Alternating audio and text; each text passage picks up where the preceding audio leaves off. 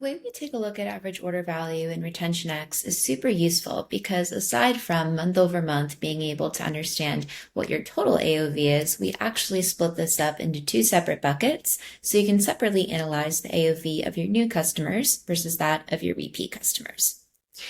Taking a look at June here, for example. So of course, this is super important to be able to understand the difference here between the AOV of new versus repeat because they're two completely different customer groups and they should be communicated to differently.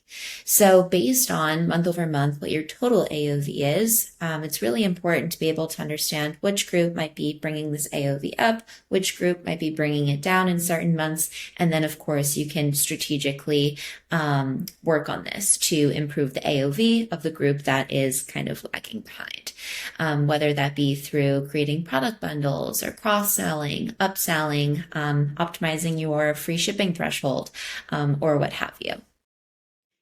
Typically in e-commerce, what we like to see is a consistently higher AOV for repeat customers, which of course would make sense because a customer who has already tried and trusts the product should be willing to spend a bit more in their additional orders.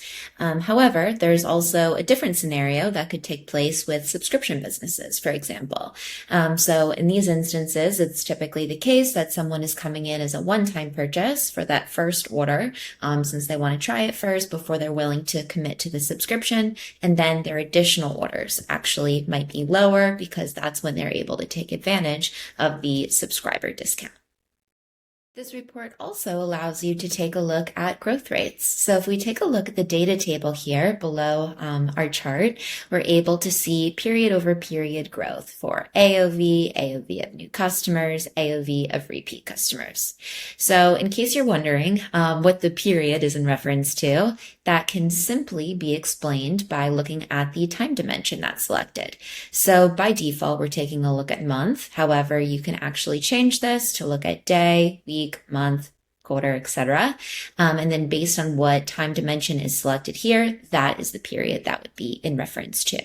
So by default, we're looking at month, which means currently we're taking a look at month over month growth here in the data table. This report also allows you to drill a bit deeper into influencing factors that could be either positively or negatively impacting your average order value. So for this, we can toggle between items per basket or item price. So coming into items per basket here, same idea as AOV, but month over month, we're able to see not only what the total items per basket was, but we're also separating this by new versus repeat customers. And then finally, same goes to show for item price. So we see the total, and then we split this up by new versus repeat customers. So when you're analyzing your AOV and you want to understand maybe why you saw higher or lower results in a given month, analyzing these two influencing factors here will give you a much more clear picture as to why you saw the results that you saw. Finally, if you have order extras such as shipping protection, gift wrap, free samples, different things like this that you're selling or giving to your customers that you don't want included in the analysis, we make it really easy for you to exclude these types of products. All you're going to want to do is navigate over to the settings here, come over to define order extras, and here you can simply type in whatever product it is that you would like excluded from the analysis. Go ahead and hit save. Once you do so, the following day, those products will, by default, be excluded from your analysis.